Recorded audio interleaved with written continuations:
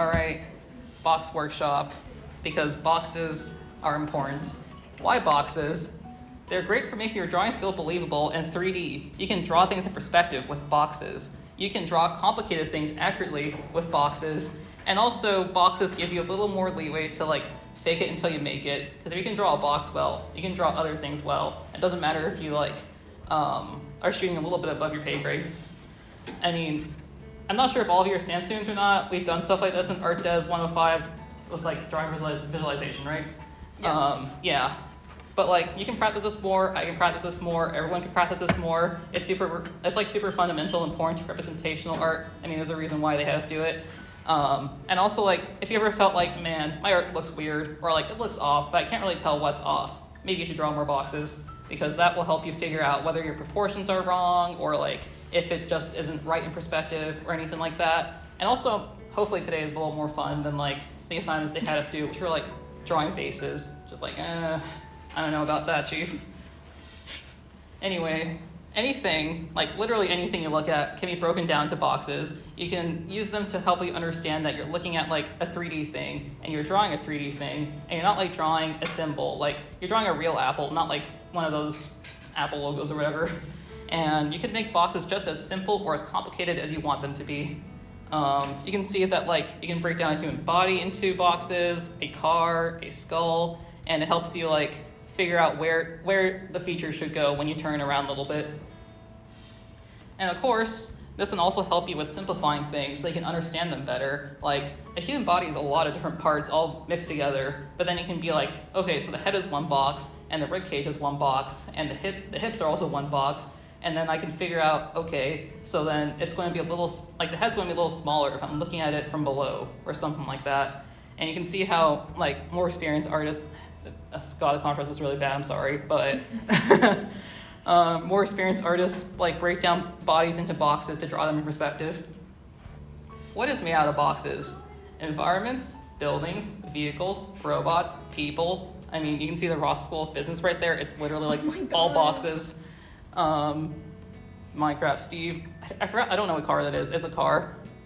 Even Optimus, he's made out of boxes. Is that a Jeep? What is that? Is that a Jeep? Is that a Jeep?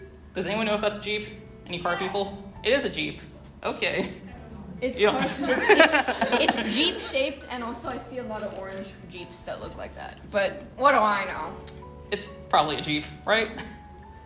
So here's some examples I pulled up of some artists who are really good at boxes. They're at the top of the box meta. They really understand how to draw them three-dimensionally, so it feels you're not really looking at a box, but it's a thing made out of a box, and it's cooler than a box. A lot of vehicles, a lot of mechanical stuff is made out of boxes, so I use that as obvious examples. I mean, look at the poster for Akira. The motorcycle is a box. Kaneda, the person is a box. They're both boxes, and it looks believable because they're drawn correctly in perspective. Meet the humble box. He's just a guy, a little guy. You've seen it before. You've probably seen him today, actually. Well, this box can be put in perspective, and he can be seen from all kinds of different angles. Wow. I'm sure you've probably seen this before, this kind of diagram on the internet. I mean, the lines should converge to a common point. They should be parallel to each other, but in perspective, which is actually a bit of a difference. And if you can do this well, you can make a 2D guy look kind of 3D.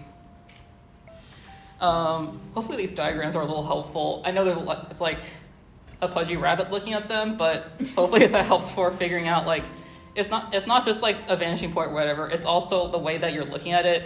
1 point perspective is just you're looking straight at the object, and vanishing point, the point that the edges are going toward, is behind it. It's if a train is coming right at you, that's 1 point perspective.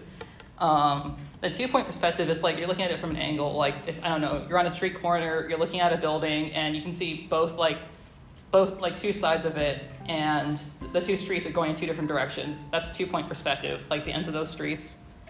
I hope this is a little bit more shrimpable than it actually sounds.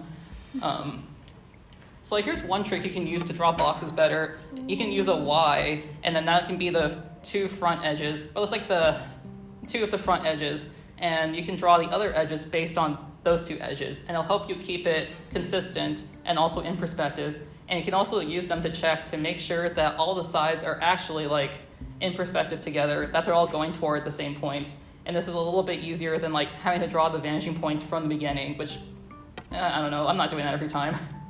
But also this is really good because like if you want to make better art, you gotta like recognize when your art is bad and then be like, okay, I will not make it bad in the same way again. I will correct it and do better next time, which is like, I don't know. I feel like it's one of those things that sounds intuitive, but it's not actually intuitive, and you gotta like get more into it if you want to draw more accurately. And of course, you've probably also heard of foreshortening. It's like, you know, when things are closer to you, they look bigger. When they're further away, they look smaller. You can especially see this with boxes where like, if you're looking at it really close, maybe it's like, wow, the far side looks really far away. Especially if it's like super big, like a building. Like you probably stood at the bottom of a building and felt like the roof was like super far away from you and super small, but that's perspective, and that's foreshortening. And like, there's also math stuff. Don't worry about it. It's not your concern. Unless you're into math, that's fine. That's fine too. Here's another trick. You can draw a cross shape on each side of a box. You can like draw it from the middle of each side. You can also draw it from the corners, but I use this as an example. And this helps you to center things. Like if you're trying to center windows or like maybe eyes on a face or anything like that, that helps you to figure it out. So you're not just like guesstimating and being like, why does this look off? There's also another trick that comes with this, but I'll show that later. Actually, I'll show it now. You can use this as a guide for drawing ellipses. These are not like the best ellipses in the world. I mean, I'm definitely not like the perfect circle guy, but it is helpful to be like, okay, so this is actually accurate in perspective, and as long as you make sure it touches each side of like the face that it's on, like the face of the box, then it'll look better than if you're just freehanding it. But if you can freehand it, I think you're really cool. And also, this is good for other perspective things. It's like, you know, your eyeballs are kind of ellipses, like your pupils. If you're able to rotate them, you can draw eyes from different perspectives. And there's also a lot of other things that behave a bit like ellipses. Like, if you ever put a sticker on a car or like on your laptop or something, and you like turn around a little bit, the way that it behaves in perspective is a bit like if you put like a round sticker or an ellipse on there. So it really helps for visualizing things like that. And what happens when you put a bunch of ellipses on top of each other? A cylinder. It's like a box, but it's made out of ellipses. It has ellipses on each end, like this. Whoa. Whoa. Wow. Real life example. And I've been bonked. And actually, yeah, you can use ellipses on a cylinder to help you describe like the volume and the shape of something organic, like your arm. Your arm is like 2 cylinders. And this also helps if you want to like draw things that are wrapped around something with volume in it, like clothes, like the arm of my sweater. And this can actually help you with figuring out like, I don't know, maybe you're drawing something and the guy's arms are like coming toward you and you're like, I'm not really sure how that look. You can use cylinders and boxes and see how they would look in perspective, and that will actually help you make it look a lot more believable. Oh no, math. Though actually it's not as scary as it looks. It's like halves, thirds, and fourths, which you learn about in 4th grade. And they're useful for proportions because it helps you figure out like how far away are things from each other? How big are they compared to each other? What do they look like when they're in perspective? And these things are all kind of related to each other. And I know it might be a little hard to visualize what this box looks like from different angles just from like the guidelines on there, but actually it's like if you have a tissue box in your hand and you're like rotating it so it's like the top is further or closer to you, and then it'll look bigger or smaller, but it's still the same face each time, and perspective, foreshortening. So actually I have like some handouts in the front if anyone wants to draw with a pen they can. Otherwise I have a picture uploaded right now in Discord so you can draw over it and copy these boxes, which will help you with like proportions and angles. If you can get them to look close to this, you'll have a better understanding of like what boxes look like from different angles. We have about 10 minutes to work on this. When you're done, send it to submissions. I know it's not like the most exciting thing in the world, but it'll be interesting seeing everyone's little boxes. And we'll have another activity at the end. All right. Okay. So like this was probably hard. It's honestly still hard for me, but like I think it's good to get this practice in so you can figure out, okay, do I need to draw more boxes? Or do I need to like refresh my knowledge of perspective or something like that? And it's also good to have this guideline to be like, okay, am I off or not? Because if you like draw the wrong thing over and over again, then like you'll just keep drawing the wrong thing. But if you know what it should look like when it's correct, then you can draw the correct thing. And I think this is also applicable because like most of the time you're not actually drawing vanishing points if you're drawing like a person or anything else like that, but you are going to be drawing a three-dimensional shape.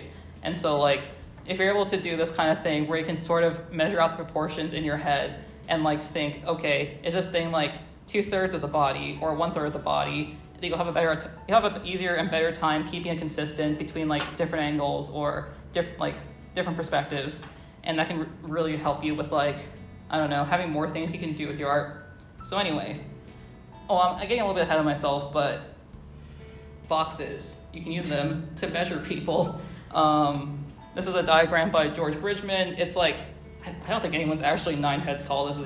These are some body standards, but it does help for seeing like, okay, so how do like different ways of measuring change how a person looks?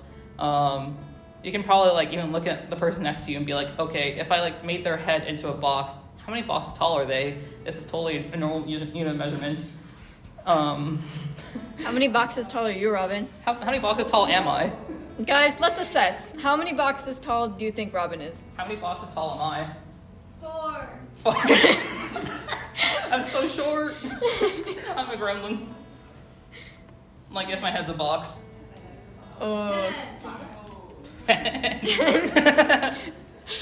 11D. 11D. It's probably somewhere between 6 and 7.5. Yeah. Could be. I mean, 6 would be a little bit funny, but like, what do you think? Like 5 or 6. 5 or 6. Okay. 3. We're pushing it. If 3 or Wow. more is pushing it. I'm kidding. You're 3 boxes tall. The margin like- of error is crazy here. 5 or 6. 5 or 6. But yeah, actually, the way to use boxes specifically, and not just lines, is that you can use them in perspective. Okay, this is a bit of a funny way of showing it, but it's like, you can draw a big box to represent a person. You can actually split it up. I feel like I'm not sure if the example's clear enough, but it's like, if you draw an X from like one corner to the next, you can figure out where the middle is on the box, even if it's already in perspective. You can draw a line there, and then if you want to further divide it up, you can draw like another line that goes from the middle, like you cut it up into 2 halves, you're using the corners on the box, like the one half of the box, like the half box, to figure out where the middle of that box is, and you can keep going like that, and it'll help you with like dividing it up into smaller units of measure, which you can use to measure things in perspective. If anyone wants me to like try to demonstrate this right now in some way, I can, or I can just move on. And also, if like anyone has any questions, please like just raise your hand or speak out, anything like that. Cool. So like, to bring back cylinders, you can also use those like for arms, but also for fingers or for legs. Here's an example. The text is a little bit small, but you can see the gist of it, where you can use boxes and cylinders to broadly break down the human body into different shapes. And this helps for understanding like how big they are in relation to each other, or like what they'll look like when you look at them from different angles. I've said angles so many times during this workshop. And you can also just look around right now and be like, okay, where else do I see boxes and cylinders? What else can be boiled down to this very simple, very humble shape? Like the tables are like very long, flat boxes. I think that like the bottoms of these chairs are like a bunch of cylinders stacked on top of each other. And of course, once you're really good at drawing three-dimensional form, you can break the rules and like make them quote-unquote wrong, but they'll still feel right because you actually have a good grasp of how the form should feel. So like, these are not actually correct, or correct quote-unquote. You can see in the second shot that like, they had to break the models on and squash and stretch them to really sell these shots. They're not actually possible, but like, they feel right when you just look at the left one because all the forms are there and they have like basically correct volume, and they're correct in terms of the way we see perspective. And this way you can exaggerate things more and make more exciting things than what's actually possible in reality. Oh no, faces and heads. But actually, they're boxes and cylinders, or at least they can be boiled down to them. This is not a faces or heads workshop. We're not focusing on this right now, but it's showing how you can apply drawing better boxes or drawing better cylinders, which are just boxes, to like more complicated things. Like you can see that you can draw a shape on one face of a box. You can use that to be like, okay, so like if all the things, like all the eyes and ears, not ears, the eyes and nose and mouth are in here, and I like tilt it a little bit, they'll still all be inside that shape. So they should all be like around that area. And that way you can draw a face where all the features are generally correct and generally where they should be, rather than like, oh no, the eyes are like way higher up on the forehead than they should be. And like this is also why I think that ellipses are super important, because if you're able to draw them like wrapped around things or like on things, you'll have an easier time keeping track of like where things are when you're trying to draw them from different angles. But that's kind of a thing I think you should practice on your own. And here's another example of like how you can use a box to boil down a head into a box. These are like a little bit rough, but you can see that like you can either make a box to show, okay, so like we're seeing this side of the head, and that's like this side of the box. Or you can use them to break down individual facial features, like the nose, which can be like one long box, and then like two little boxes on the sides. And then you're like, okay, I sort of get what kind of 3D form this is now. I can comprehend things. Also, back to digital painting. Value and lighting. I think you guys should remember the value sphere from high school, right? Or like you've probably seen it like in someone's sketchbook or something. We'll definitely go over that more in a different workshop. This is also not a value workshop, but if you're able to draw like lighting and shading on a box, and then you can like imagine how that would work on a more complicated thing that's like multiple boxes put together, like a face, like this example up here, it'll really help you for figuring out how lighting will actually work instead of just like guesstimating it. Here's a more detailed example. If you basically understand how lighting works on a box, like how one side will catch light more than the other, and like how light sort of behaves like it lights up the things it can quote unquote see, then it'll really help you for like, okay, I think this also applies to like a face or something else more complicated. And I think a really useful mental framework for like if you're painting or drawing is like you have a box and then you're like carving out what you actually want to be drawing from it, kind of like if you're a sculptor. I'm not sure this makes sense to anyone who's not me, but like that's what I find the most helpful, especially when I'm trying to work with both form and value at the same time. And if you want to do more boxes, or like you're like, okay, I don't want these boxes to keep like getting one over me. I want to get better at them. I want to be able to draw them with my eyes closed. Then I think you should go to drawbox.com and do the 250 box challenge. Whoa. I know that sounds like a lot. It's like not as much as it seems like. You can split it up into like however much you want to do per session. And if you can do all of it, then it's kind of like running a marathon. You can be like, wow, I did a thing. I really like accomplished something today with my life. Also, these slides will be available later, so if you want to like go to the link that way, then that's how you can do that. Some other exercises I suggest. I know this kind of feels like eating your veggies or doing a daily workout or something like that, but I mean, it's not actually wrong.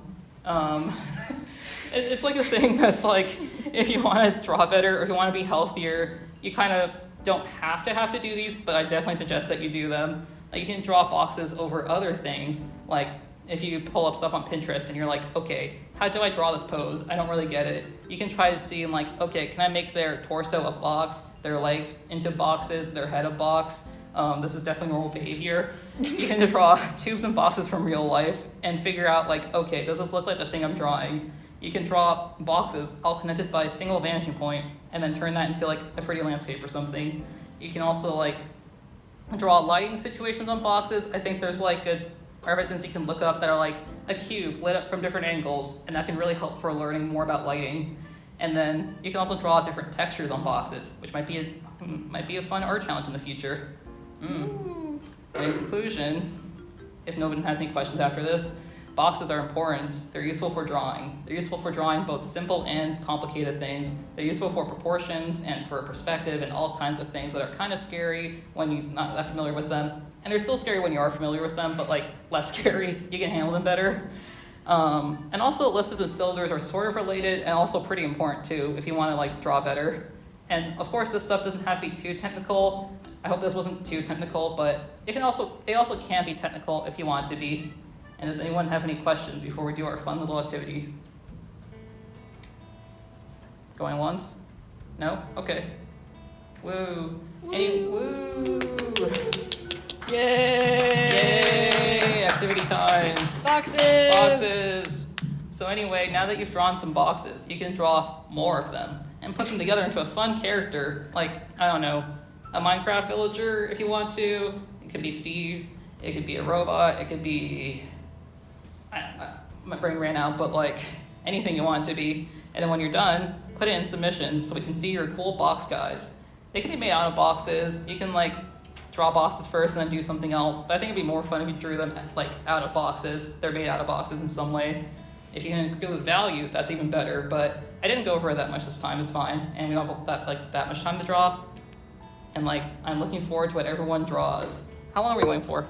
We have like 20 minutes. Yeah, until 9:20. Okay. And yippee. And here's a QR code you need to join the Discord. But I think all of you guys are coming back, so you should have it, right? Yeah. Okay. Yippee. Thank you, Robert. Thank you. Woohoo.